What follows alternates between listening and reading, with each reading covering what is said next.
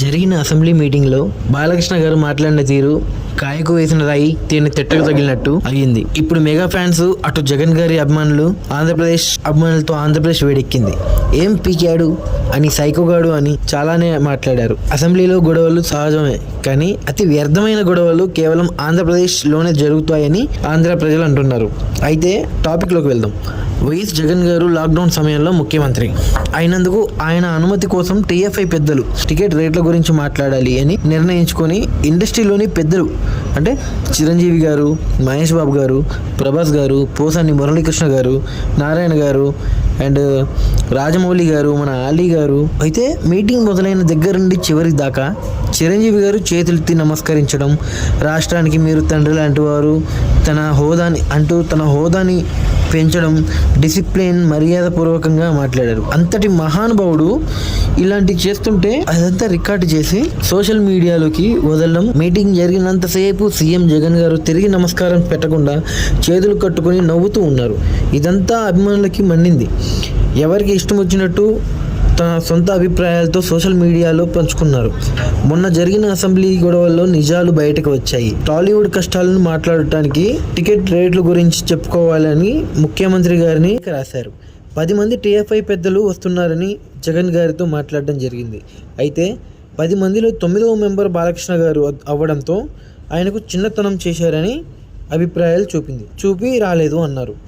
ఆ రోజే కాదు, ఏ రోజు కూడా చిరంజీవి గారు ఒకరిని తక్కువ చేసి చూడరు, మాట్లాడరు.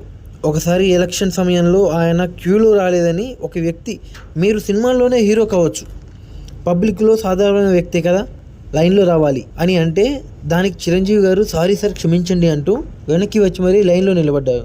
అదే మాట మీరు బాలకృష్ణ గారితో అనగలరా? ఇంటర్వ్యూ అని పిలిచి తమ పర్సనల్ విషయాలను అడిగి ఇబ్బంది పెట్టారు. దానికి చిరంజీవి గారు సారీ సార్, దయచేసి ఈ విషయాన్ని అడగకూడదు, అడిగిన దాన్ని డిలీట్ చేయండి అని కోరారు. అంతటి మహా వ్యక్తి తలుచుకుంటే ఆ ఛానల్ ఉండదు, ఆ యాంకర్ ఉండడు. ఈ విషయాలను ఇంకెవరైనా అడగగలరా? దమ్ముందా? కేవలం ఫోన్ చేసి ఎలా ఉన్నారు అని అడిగినందుకే బండబూతులు విన్నారు. అలాంటి గొప్ప గొప్ప వ్యక్తిని ఎక్కడా కూడా తన ఆధిపత్యాన్ని, తన ఉన్నతిని, తన పొగరుని చూపించలేదు. ఎంత ఎత్తుకు ఎదిగినా అంత ఒదిగి ఉంటారు. ఒక్క మంచి మాట అన్నందుకే తెలుగు రాష్ట్రం ఊగిపోయింది. అది చిరంజీవి గారంటే. ఆయన ప్రజలకి వినోదాన్ని మాత్రమే కాదు, ప్రత్యక్షంగా పరోక్షంగా ఎన్నో సేవలు చేశారు. జనాల్లో చైతన్యం తీసుకురావాలని ఎన్నో సినిమాలతో గొప్ప గొప్ప సందేశాలు అందించారు. సీనియర్ నేత కీర్తి శిష్యులు ఎన్టీఆర్ గారి తర్వాత గొప్ప వ్యక్తి ఎవరైనా ఉన్నారు అంటే కేవలం చిరంజీవి గారు మాత్రమే. ఇప్పటి వరకు ఆయన్ను మించిన వ్యక్తి మన దేశంలోనే ఎవరూ లేరు. చూస్తున్నారు కదా, ఇక్కడ మెగా ఫ్యాన్లే కాదు, ఇంకెవరికో కాదు, మెగా ఫ్యామిలీలో కాదు, ఇంకెవరికో కాదు, కేవలం చిరంజీవి గారికి మనం ఇచ్చే గౌరవం, ప్రేమ, అభిమానం. ఎవ్వడు పీకాడు, ఏం పీకాడు, ఇలాంటి చిన్న మాటలకే తగలబడిపోయింది. ప్రత్యర్థిని తాగి వచ్చావు, మెంటల్ సర్టిఫికేట్ అంటున్నాం. ఎవరి వాల్యూ ఏంటి అర్థమయ్యిందా?